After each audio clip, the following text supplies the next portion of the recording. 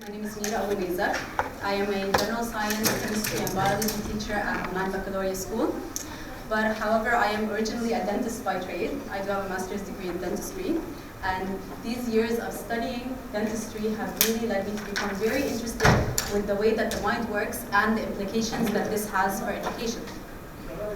So the focus of this presentation is going to be to provide a very brief description on how the brain works through neuroscience, present some of the most fascinating research findings, and for me to suggest a few educational strategies that we can use in the classroom to target these areas of the brain. It's not like I'm bringing anything new to the table. I'm sure a lot of these strategies, we already use them on a daily basis in our classrooms. But the point is for me to point out the link between why we use these and how it actually affects the brain of a student. So to give you an insider's look. I would like to ask you now to use the cards given to you. Okay, I'm going to read out some statements. If you could please raise the red card if you believe the statement is false, and the green card if you believe the statement is true. Some of us are left-brained, some of us are right-brained. Okay? 50-50. Bi-brained, bilateral brained. Okay. Yes. Teachers should assess and teach to each child's learning style. Okay. All right. We only use 10% of our brains. Okay, so we use a small amount. All of us. Okay. Most of us. Listening to music while studying enhances brain activity. Does it enhance studying? Does it help you study? Depends on the person. And the beats and the type of music, maybe. And you can multitask while learning. If you're a woman, you can multitask on anything.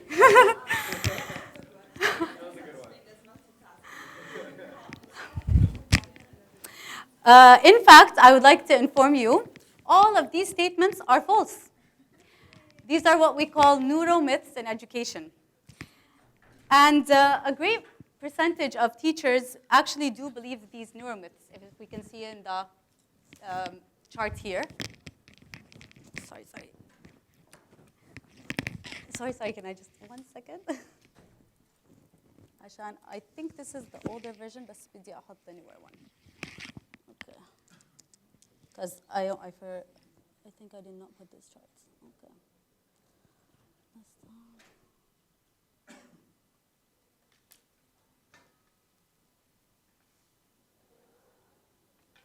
No, this should be it. Okay.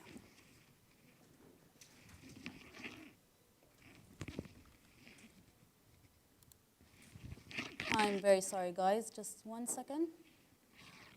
If you would like to just read through the paper I gave you, this is a general overview of what we'll talk about today. So it kind of summarizes the main points that I want to make.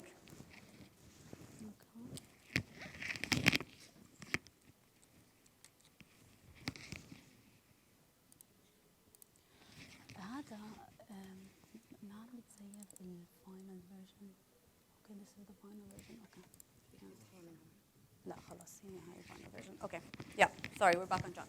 So this is the results of a study showing how many international teachers agree with different types of neuromyths. So we can see there's a large percentage of teachers across the world that do believe in these statements. And while practicing some of them or teaching to some of them is not necessarily harmful, some do not actually inform best practice. So it makes sense that by gaining familiarization with how the brain works, we can adopt educational practice that will help us to target different parts of the brain and stimulate a child during the time that they're spending learning. So to start out with, I want to just go through a very, very brief overview of the brain, so I will not get too technical. We are going to assume for our purposes that learning occurs only in certain parts, but of course we know that learning occurs across a lot of different parts of the brain simultaneously. But for our purposes here today, we are going to assume or map out the main areas for learning, which we can split into either the cerebral cortex, which is the outer area of the brain, and the limbic system, which is shown here in red. The limbic system is responsible for memory, emotional processing, and motivation, while the cerebral cortex is responsible for rational thinking, planning, decision-making, attention and focus, and goal setting. So in general, what does the research tell us about the brain? Research tells us that the highest percentage of endorphin receptors are found in areas of the brain that are associated with learning. Endorphins are happy chemicals that are released and give us positive feelings. It also shows that when learning, dopamine is released, and dopamine is an addictive chemical. So we are actually biologically wired to enjoy learning. It's surprising, therefore, that when students were polled and asked about what the most common types of emotions they felt during the school day, more than 25% of students reported anxiousness or feeling anxiety as the emotion they felt most during the school day. So now we are going to be talking about the two main parts of the brain, as we outlined before, the limbic system and its parts and their functions, and then the cerebral cortex. So we'll start with the limbic system. The limbic system has three main areas associated with learning: the hippocampus, the amygdala, and the ventral striatum. Talking about the hippocampus, so we are zooming in here on the first part of the limbic system. The hippocampus is the part of the brain that is responsible for memory. So you are gathering sensations and stimuli from all around you, and your hippocampus is recording the data. But the hippocampus does not start to record unless there's focus. So how many of us have been driving home from work, and then suddenly we find ourselves, we're at home, and we have no recollection of the drive home? Yes, okay, that is because you were distracted, you weren't focused, so your hippocampus was not actively recording your journey. The hippocampus is not able to also focus on more than one thing at once. Its function is very limited. So another driving example. You are driving to your friend's house, you're blasting the music, you're listening to the song, you're getting into what's on the radio, and then you look around you and you're lost. What's the first thing that most of us do? Turn off the radio. We turn off the radio, exactly. That is because the hippocampus cannot switch between two different types of stimuli. So this is called switch tasking, which is the hippocampus is not capable of doing. So if you are focusing on more than one thing at once, that means that you are recording incomplete information from both sources. So if you're texting while listening to me, that means you're recording incomplete information from this presentation. Therefore, there cannot be multitasking during learning. Multitasking is not conducive to the learning process. Now, what about storing information? So the hippocampus starts to record, and then it needs to put that information into long-term memory storage. If we look at the Ebbinghaus forgetting curve, we can see that information is not held in the brain for very long. After 1 hour, 56% of the information is already lost. After 1 day, 66% of information is lost. And after 5 days, 75% of information is lost, which I guess it's good that I'm the last lecture because you probably only remember 30% of your first lecture you had today. With hour-long lecture style instructional delivery, failure rates increase by 55%, and students will often remember only the first 15 minutes of the lecture and nothing else after that. They kind of zone out. I assume that means without rehearsal? Yes, just like listening to something once and then leaving the information. So you will quickly lose that information. So what educational strategies we can use? I'm going to suggest two of my favorite strategies. Of course, there are many strategies that can be used for all these different types of learning processes, but I want to talk about a few of them. And the first one I want to talk about is retrieval practice. So that basically means returning to the information, studying. So we can see that students who study once have a very low proportion of final recall on exams. However, repeated studying increases that proportion by a lot. Massed recall, which means studying all the information at once before an exam, only increases recall by 30%, while spaced retrieval, meaning you study a little bit of the material over a longer period of time, increases recall by 80%. So this is our best bet. Repeated practice, spacing the retrieval. How can we apply this in our classrooms? Let's say you want to give students a list of vocabulary words to study for a language exam. Instead of giving them 3 different exercises in one lesson, on the same day, give them one of these tasks over a period of 1 week. This really boosts memory. You need to provide opportunity for students to have frequent practice tests, weekly quizzes, quick competitions like Kahoot if you're familiar with that. Closed book quizzes, exit cards. Basically, having students continuously return to the information is the best way for them to retain the information over a longer term. And we can see the effect of this on this graph, which shows that every time we revise the information, every time we review information, we boost the Ebbinghaus curve, forgetting curve up, and we can maintain a much bigger amount of information over a much longer period of time. Okay, so to illustrate our next example, I am going to give you 2 minutes. Just read the slide, and then I'll tell you what we are going to do.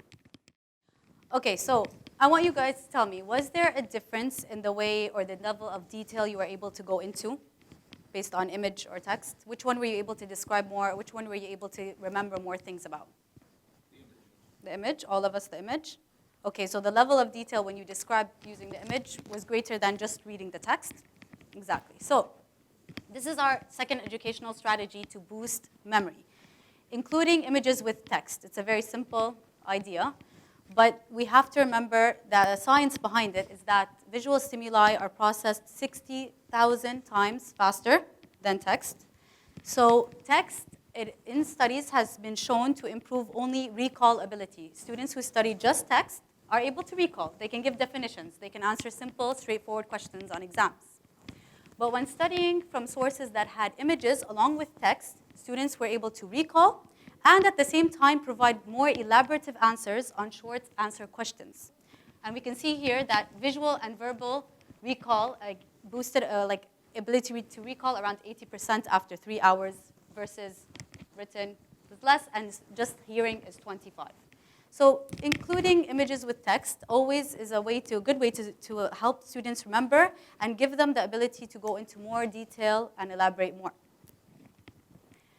Okay, so now on to the second part of the limbic system, the amygdala.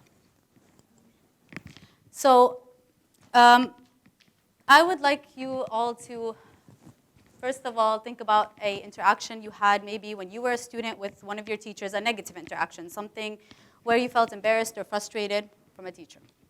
And think about how that had you approach the topic. How did it affect your understanding of the subject? How did it affect your relationship with the subject? I bet in most cases it wasn't very good. Maybe you felt that you were not understanding. Maybe you felt you were very anxious. Maybe you felt frustrated. So the amygdala is responsible for emotional processing. And there's a quote I really like from the book, A Stroke of Insight, and it says, although many of us think of ourselves as thinking creatures who feel, biologically we are feeling creatures who think. This is because the amygdala is the most primitive part of our brain. It's the one that's been there the longest. And it is used to assess a situation, to see if it's dangerous, to see if the person should be fearful. So it assesses our situations around us, and it tells us whether we should be afraid or not. A long time ago, for our ancestors, this could have been investigating a noise in a bush or worried that you'd be eaten by a tiger or something. But nowadays, you can get that same overreacting amygdala by just placing an exam paper in front of a student. That can already set off the reaction. Now, if we look at the location of the amygdala, it's very close to the hippocampus, which we just talked about. And the proximity of the two mean that the amygdala reaction influences what nerve signals are passed on to the hippocampus and to the cerebral cortex. So if it is overstimulated, if the student is stressed, confused, anxious, then signals cannot pass on to the hippocampus to be stored in memory, or the cortex for rational thought. It blocks all nerve passages to other parts of the brain. It actually reduces a person's ability for rational thought. Research says that when participants were asked to study vocabulary words and were placed in stressful situations, the ability to recall new words declined by 30%. Now, some stress is always good. If we look at the inverted U model, stress in the middle of this curve produces the best performance. So we should be presenting students with challenges. We should be presenting students with opportunities to think in new ways. But what happens is that if the situation is very low in pressure, it's too easy, there's not much thought going into it, the performance declines as students get very bored. But if the pressure is too high and the task is seen as unattainable or unachievable and students start stressing out, then their performance also declines because the amygdala stops nerve transmissions to the other parts of the brain.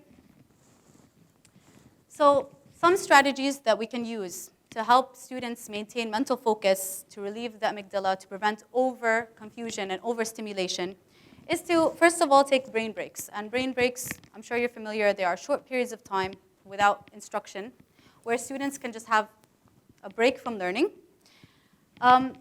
This is to help shift mental activity, prevent the student getting overwhelmed. And for elementary students, this should be done every 15 to 20 minutes, while for middle and high school students, 20 to 30 minutes. And this should be given for a duration of 3 to 5 minutes. So just having the students take a break from you talking at them, which I will give you now. I realize I'm doing that. The best way to utilize brain breaks is to use subject content brain breaks, so something related to what you're teaching, but in a fun, interactive way, because this both engages students and minimizes refocus time. So we can see the effects of a physical activity brain break, which is something as simple as asking students to get up, do a few jumping jacks. Okay? On a student's brain, you can see increased blood flow, increased activity, versus the brain of a student who has been sitting inactive for 30 minutes answering a test. So some very simple ways to introduce brain breaks are just the switcheroo. Ask students to get up and just switch their places with someone else. Having a beach ball and tossing it around the room. Asking students, would you rather questions. So anything that really just lets them shift their mental focus for a little so they don't get overwhelmed. The second strategy I want to talk about is test anxiety. Reducing test anxiety is very important, especially with the amount of tests that students are constantly being exposed to these days. Some ways you can reduce test anxiety is, first of all, build perspective with your students by sharing with them the most common mistakes and how to avoid them. They'll feel better prepared for the test. Show them examples of last year's students. Show them examples of common mistakes. Establish positive test mindset. Remind them the limitation of a single test. Encourage students to create mental backups. So when they get into the test room, give them a piece of scrap paper. Let them write down any formula, acronyms, definitions they're worried they will forget.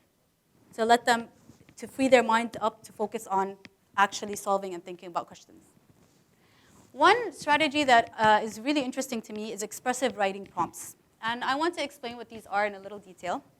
It's basically giving students on top of their test paper a sheet and instructions to write down any of their test-related worries or anxieties. These are given to the students along with the tests, 5 minutes or 10 minutes before a test starts. And students write down whatever they're worried about or whatever they're anxious about. Then they crumple up the paper and they throw it away in the trash. So we can see here the results of a test where 2 groups of students were given first a pre-test, which was a very straightforward, relatively easy pre-test. We can see that both groups of students achieved similar results. After that, one group of students was given an expressive writing prompt on a more challenging post-test. And one group of students, which is the control, was not. We can see that the accuracy level or the number of questions answered for the group that was not given an expressive writing prompt greatly declined, while students who were given an excessive writing prompt increased. So it's a very small way to reduce test anxiety. So last part of the limbic system, the ventral striatum. This is a part of the brain that is basically treats motivation and reward pathways. So research says that individuals who are motivated by academically oriented, or they are academically oriented, that are motivated by academics, they do better on academic tasks like tests and quizzes than fun tasks like do a play or make a poster. And the opposite is true for students who are not achievement oriented. So the moral of the story is both groups of students can achieve the same results, but with proper motivation, with the right type of motivation. So how can we implement, or how can we motivate students in the class? First strategy is to praise. All students appreciate praise. We appreciate praise. But it has to actually be the right type of praise. Some types of praise are counterproductive. We can see that praising a behavior or effort is much better than praising a child's intelligence. When children are praised for their intelligence or academic achievement, they tend to do worse on subsequent tasks than those that were praised for effort. That is because the child starts getting less confident about how they will achieve on more difficult or challenging tasks. So general praise and praising effort is much more productive to improve perseverance and engagement. I have a video I want to just quickly show that highlights the importance of praise.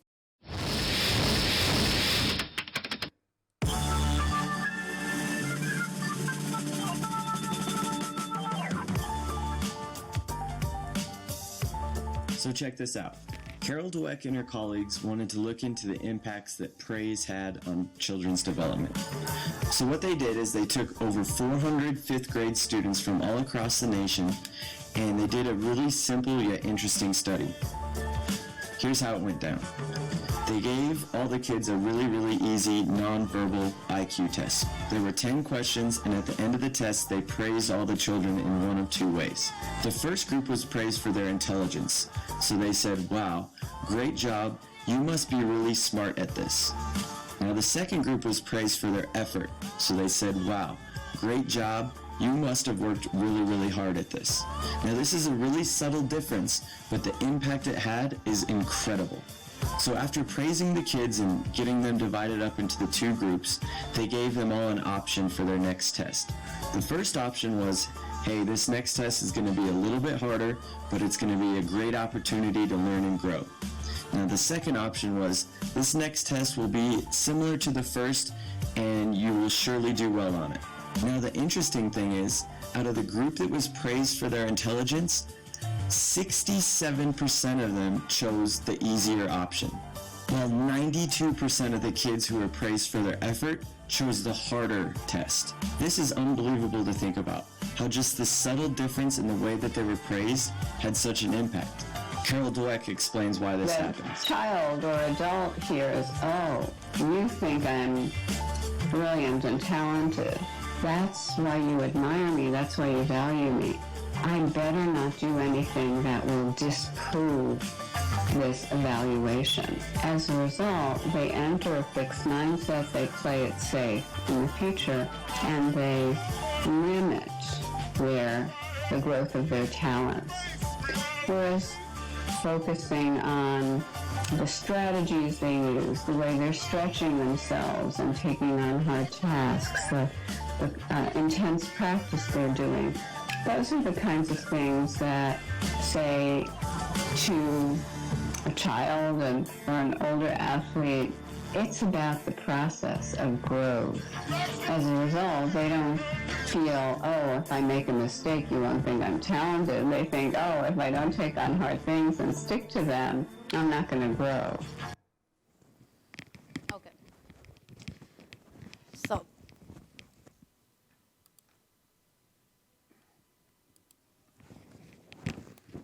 Okay, so again, like praise, feedback is also a very good and powerful motivator for students.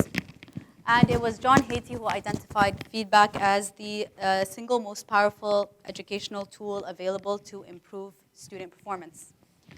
But just like praise, feedback has to be the right type of feedback. So individuals who receive only correctional feedback, being told this is right, this is wrong, they actually do the same results on subsequent tasks as those students not given any feedback at all.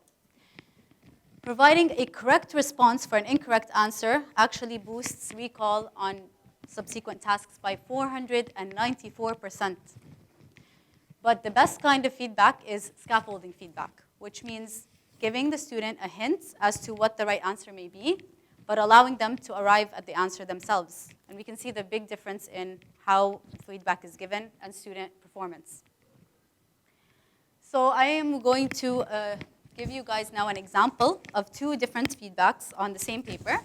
And if you would like to work in pairs, just to look at the different comments on the papers and see which one, I don't know if they're very clear, but which one gives the student scaffolding feedback, which one gives them, what kind of feedback is given, and which one you feel would give better student performance. Okay, let's hear your feedback. Like, who has some feedback on the feedback of the essays? Which one do you think is better to guide the student, or which one do you think will hinder the student, and why? Yusuf.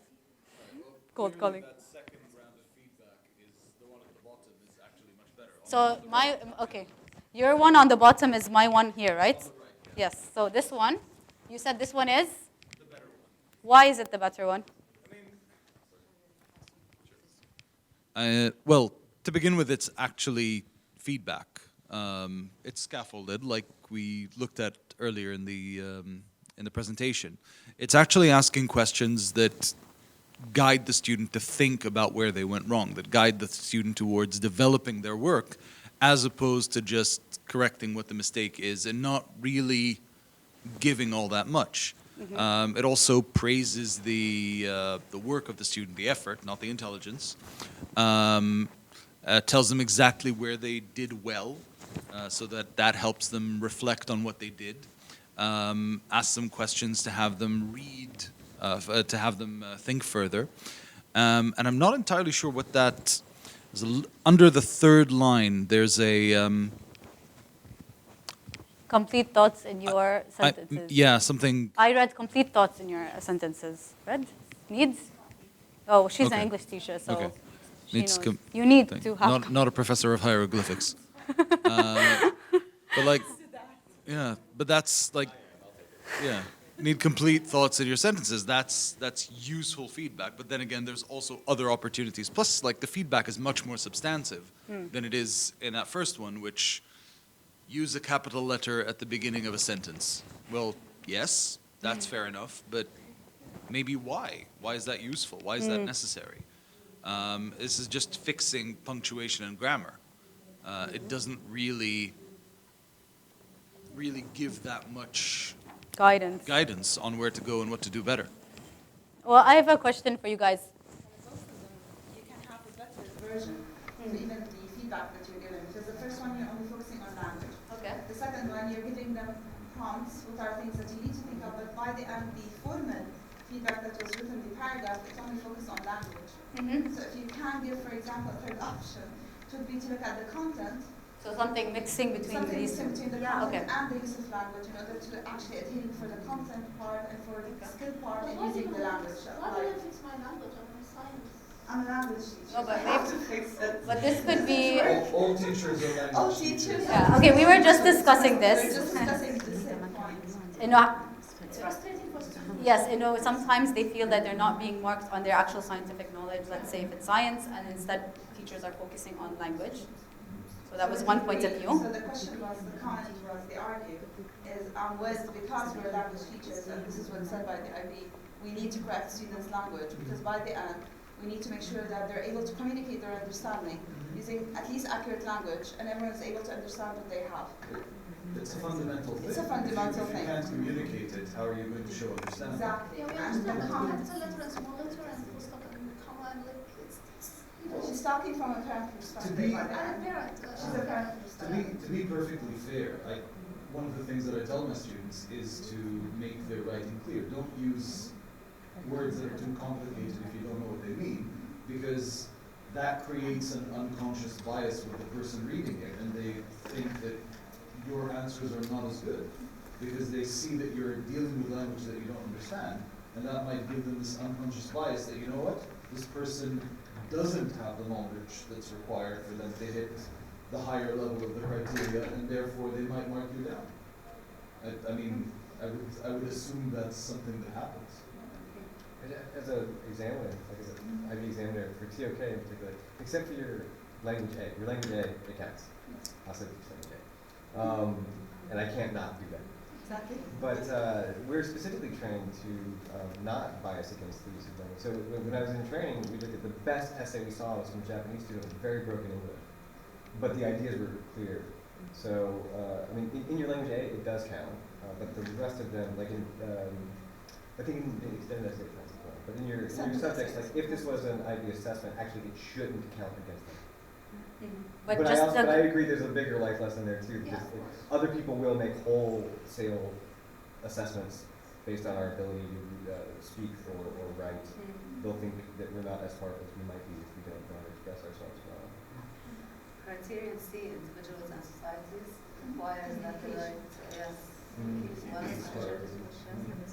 Okay, I have a question. I just thought of this now.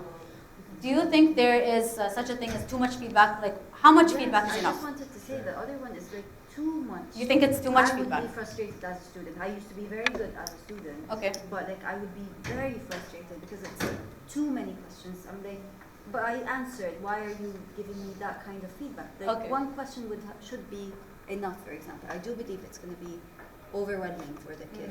They're not So going they to feel look like at the effort that excellent they put- word, effort, all the positive feedback is not going to make a difference because I do feel like I'm just being attacked by so many questions. Yes, Mr. Yusuf. I would say that one of the, I mean, looking at this and looking at the issue of correcting language, it seems that the solution to both of these issues is good communication on the part of the teacher. Explaining to the students that, yes, it's my job to correct your language because I want it to be clear to the leader. Yeah. Do not be 8 or 10 or 9th grade and still not write capital letters at the beginning of sentence. Yeah. It should be a life But again, yes, once the students know that this is why you're doing it, and once the students understand that the only reason that you're getting all this feedback is because learning is a never-ending process, and it's not about you not being good, it's not about I think you're not smart enough, or I think that your work is not good enough, but that I believe your work has potential, and that's why I want to challenge you. I think this might ameliorate a lot of the frustration that a student might feel. The other variable with these is that the better feedback,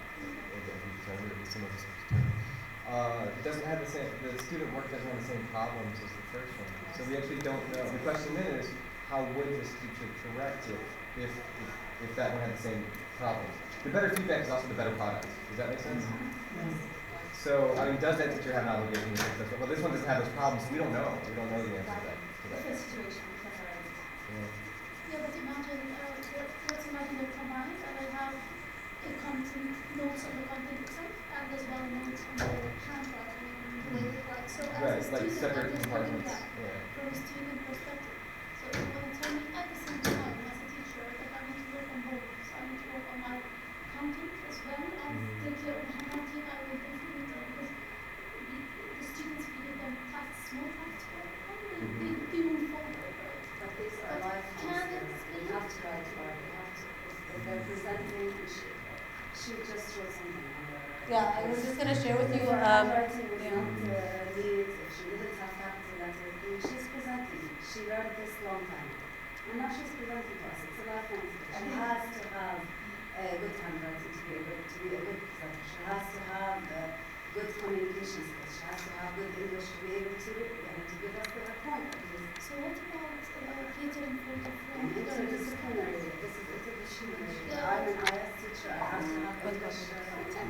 So just a second, the IB is all about catering for different learning style, and if you're telling me this and I'm a terrible person with handwriting and my spelling is a terrible spelling, and we have a motivational centers, I really cannot see things under each other. Terrible is accepted at 3rd grade, 5th grade, 6th grade.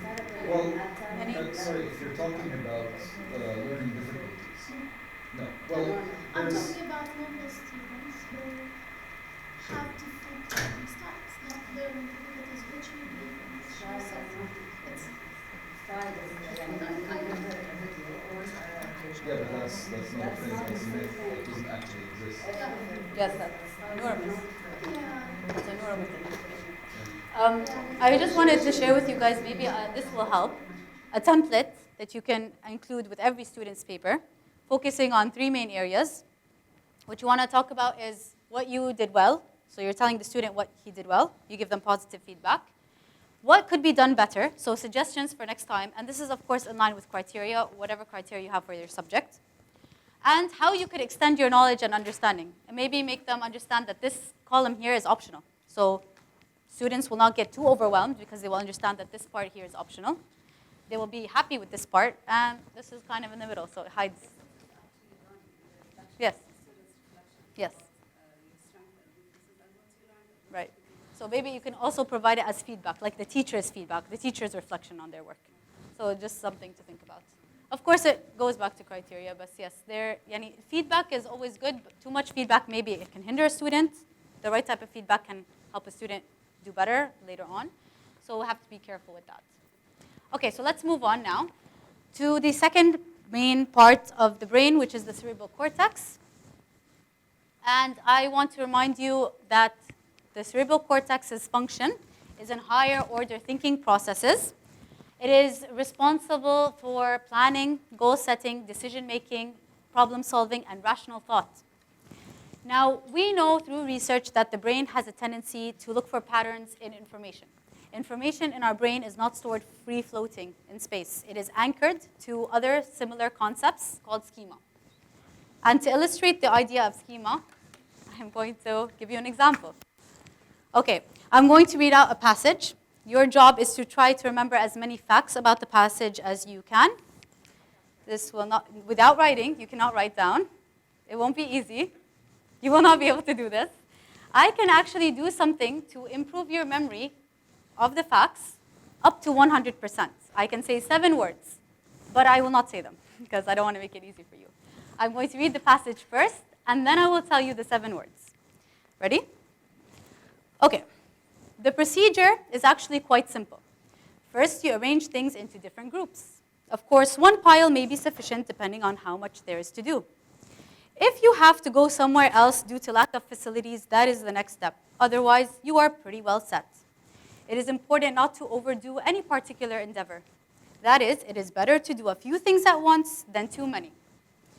In the short run, this may not seem important, but complications from doing too many can easily arise.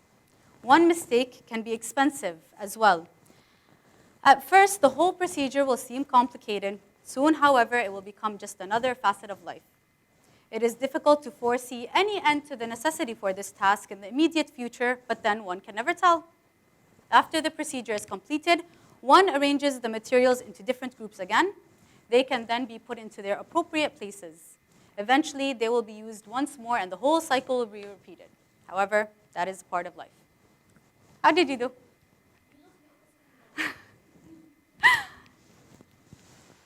Okay, I am going to tell you the 7 words. This paragraph is all about washing clothes. What that sentence provides you with is a mental framework. So it lets you link knowledge around you to things that are familiar to you in the world. And this is how we can have our students better understand information. This framework, this mental framework, is the schema. So, first educational strategy. I love this one. It's concept mapping. Exactly, but now we know the science behind it. So, organizing information around prior knowledge. Present a concept map to students that shows the overall picture of the unit. I actually concept map the whole unit. So I write down the unit name, the unit title, and I map out all of the learning objectives. I map out the activities. So you can see the formative assessments I have are here in red. I have the activities we are going to do in blue. So this helps improve conceptual understanding. It helps improve memory and academic achievement. During the unit, the students don't get lost. When you're doing an activity, they automatically relate it to the concept map. And usually, I'll ask students to draw in their notebooks at the beginning of the unit, or I'll give them a handout. It really helps them anchor themselves in the unit. Also, there are a lot of good graphic organizers. Venn diagrams, cause-effect charts, spider charts. These are all things we know and love and we use, but they are all very good ways to bring big picture concepts into the learning process. Okay, so next part of the cerebral cortex is a bunch of nerves, and this is the attention network. These nerves are important for attention and focus, and there are three main networks. The alerting network, that's the one that responds to stimuli. It captures attention. Orienting network, it helps keep attention on extraneous events rather than internal thoughts. And the executive network inhibits extraneous thought and maintains focus. So things around the student, the physical environment around the student can best influence the attention span of the student. And most importantly is the physical environment for learning. So we know that unchanging visual stimuli, they basically create habituation, reduction in interest, and boredom. And children who sit in unchanging environments day in and day out, they become bored very easily and then start to seek out their own stimulation by acting out behavioral issues. So at the beginning of the school year, we all go into our classrooms, we make our bulletin boards all nice and pretty. We hang up posters, we get all the new markers, everything looks nice. And we leave them there for the end of the year, right? We don't change them. Maybe some of you do. We don't. I don't. So after some time, these nice visual pictures and displays you have, they become like paint to the student. They stop seeing them. So we want to make sure to constantly stimulate this attention network. And so I call this strategy switch it up. And that's just basically making regular changes in the classroom. Seating charts can be one of the ways you can do this. Visual displays, student works, props that have to do with the unit, even changing the venue of the lesson. So studies have actually shown that people who studied words, again, vocab words, in two separate rooms got higher results on tests than those that sat and studied it all in one room. So changing the actual venue of the lesson can make a big difference. And even though you should have some visual displays, 20% of the room should remain bare because overcluttering is also destructive to the learning process. Also consider setting a classroom routine. This reduces cognitive load. Students don't really need to think about what they should be doing. When they know they have to come in, put their books on the side of the desk, do a bell ringer activity, those processes become automated and it frees the mind up to learn new things. Last part of the cerebral cortex, which is the prefrontal cortex. And this area right here at the front of the brain, it is responsible for creative thinking, generating novel ideas, applying information in useful ways, divergent thinking, thinking of multiple solutions to a problem.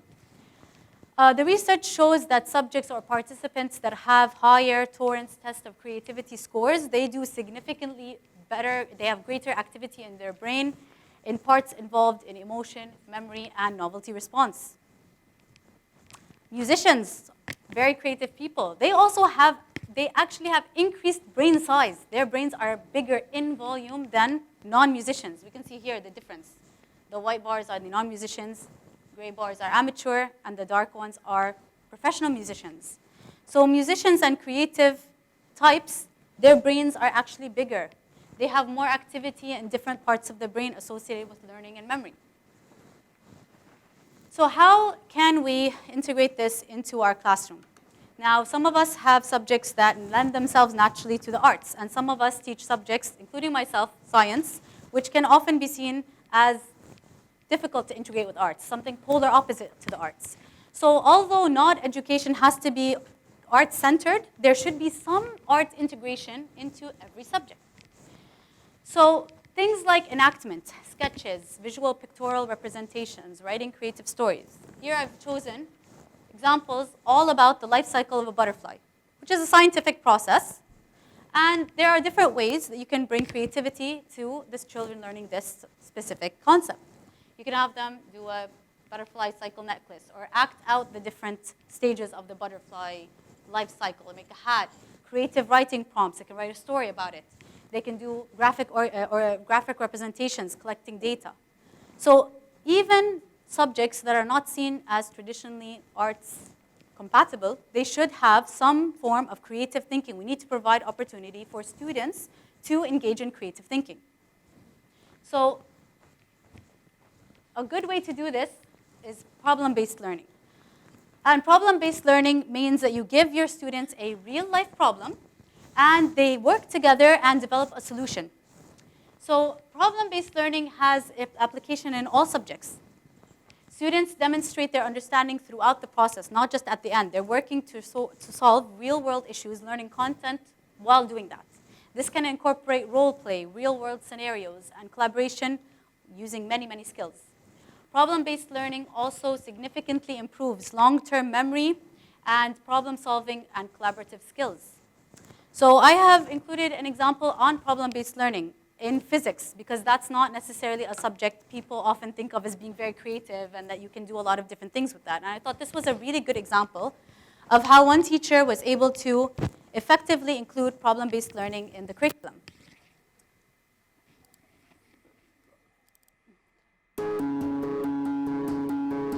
My students learn the physics better when they are acting as though they are true physicists.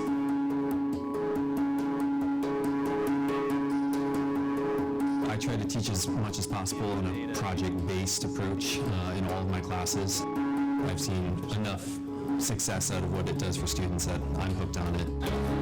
One of the things about the project that I think helps to make it successful and the style of teaching successful is that students are motivated because it's a real task and they assume the role of a job that actually exists.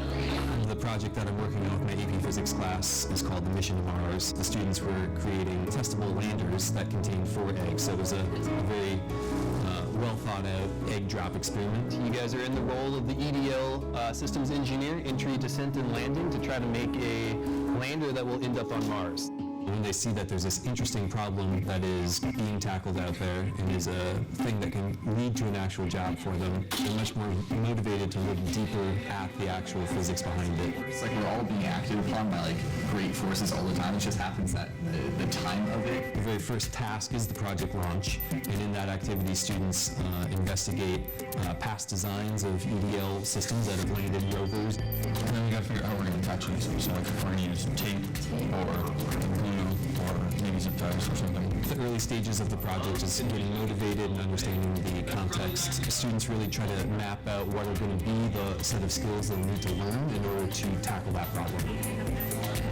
As a teacher looking in on those days, it might look like a traditional physics lab. My role then is to make sure that students stay in character. As a system engineer, from there, students tackle air resistance, which is one of the concepts in a lot of introductory physics courses.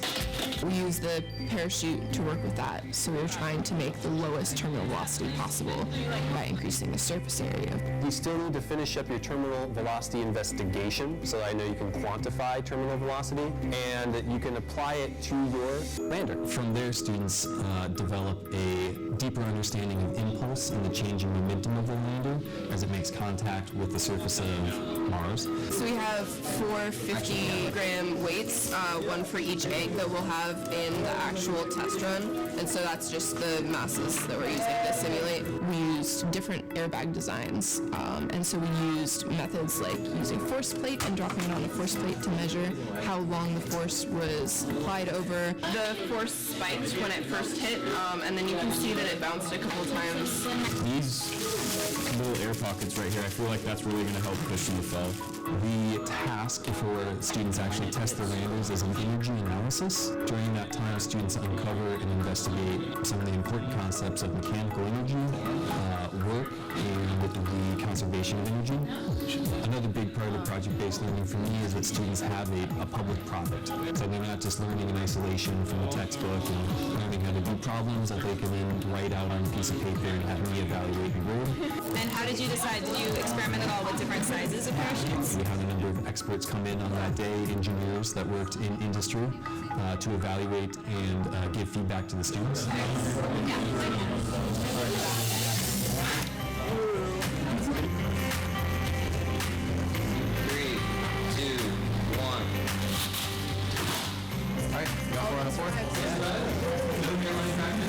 No. I'm curious about the airbag system. You have Mr. Devine. like telling us that these are the things that people actually do, but that's different than having people who are actually in the job being like, yes, this is the thing that I do, this is some things that I noticed. Yeah, your guys' is actually one that I thought was good because it seems like you guys thought in the 3D space maybe more, in that many of these designs look like primarily in the airbag or the parachute, right?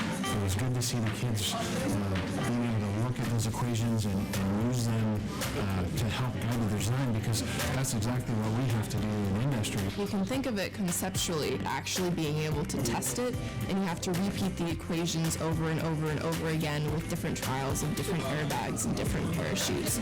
Just being able to use that math over and over again helps it stick. They are much more eloquent with their explanations, much more agile with their application of the concepts, and I've seen them construct the knowledge themselves versus simply being handed a tool and explaining how that tool works. All right. Everybody ready?